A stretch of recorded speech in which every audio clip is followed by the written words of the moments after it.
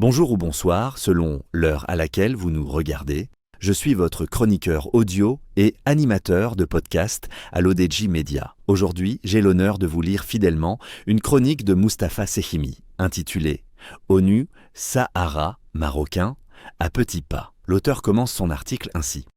Pas besoin d'être grand clair, la question nationale se pose en des termes nouveaux et sans doute décisifs devant le Conseil de sécurité le mois prochain. Une maturation qui va porter ses fruits. Mustapha Sehimi explique pourquoi. À n'en pas douter, un regard rétrospectif sur la question nationale depuis un an atteste de ce fait, celui de grandes avancées. Quels paramètres cumulatifs ont poussé dans ce sens? Assurément le retour du président Trump à la Maison-Blanche pour un second mandat. Le 10 décembre 2020, au terme du premier, il avait pris une décision historique, celle la reconnaissance de la marocanité des provinces sahariennes récupérées et de l'exclusivité du plan marocain dans la recherche d'un règlement politique négocié. Dans cette optique, il a confié à l'un de ses conseillers, Massad Balou, pour l'Afrique du Nord le dossier du Sahara marocain. Cet officiel s'est rendu à la fin du mois de juillet dernier en Tunisie, en Libye et en Algérie. Il a réaffirmé à cette occasion ce qu'il avait déjà déclaré en avril, que les États-Unis soutiennent le plan d'autonomie marocain comme seule solution sérieuse et réaliste.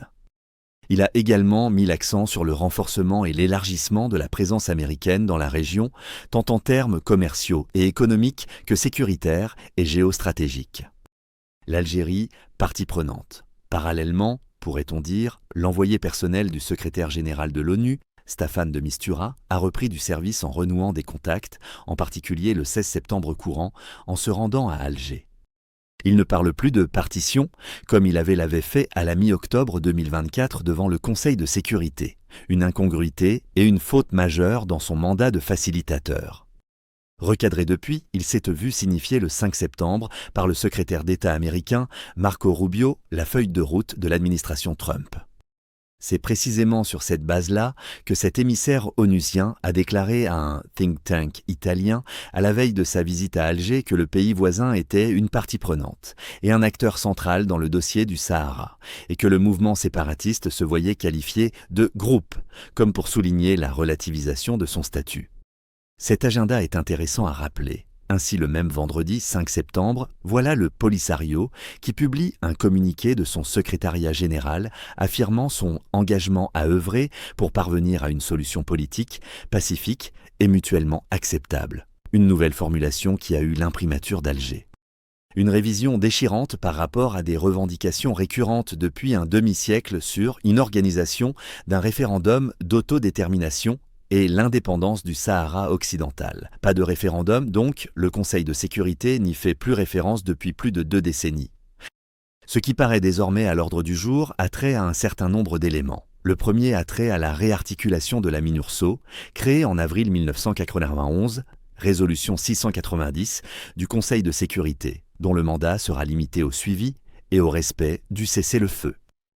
Or, le mouvement séparatiste a déclaré le 20 novembre 2020 qu'il allait reprendre la lutte armée légitime après l'opération de normalisation du passage frontalier de Guéguéra par les FAR avec l'accord des Nations Unies. De plus, il rejette la formule des tables rondes réunissant les 4 parties, Maroc, Algérie, Mauritanie, Polisario, tenues en Suisse en décembre 2018 et mars 2019. De quoi discréditer totalement sa rhétorique rituelle aux Nations Unies alors qu'il rejette en même temps le processus décidé par le Conseil de sécurité.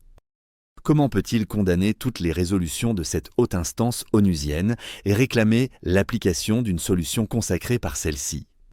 Réarticulation de la MINURSO. Réarticulation de la MINURSO, mais aussi une nouvelle piste sans doute ouverte. L'administration Trump s'est mobilisée pour pousser Alger à se rallier à une nouvelle approche, non seulement de la question nationale, mais également de la situation régionale. Dans ce registre, de quoi s'agit-il?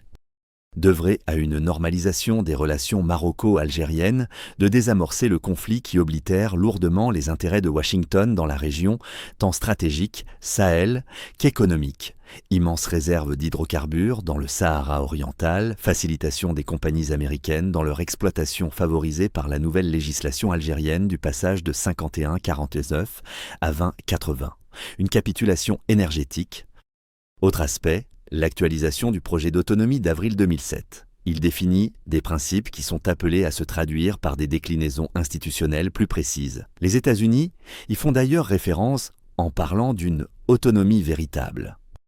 Le Maroc est ouvert à cet égard, mais il y avait un prérequis, celui de l'adhésion d'Alger et du Polisario au plan d'autonomie. Sur cette base-là, Rabat fait montre de sa disposition en la matière, mais dans le strict cadre de la souveraineté et de l'intégrité territoriale.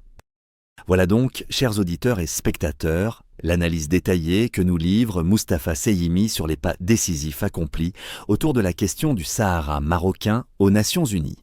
Merci d'avoir suivi cette chronique, restez connectés, car nous nous retrouverons très bientôt pour une nouvelle chronique sur l'ODJ Média.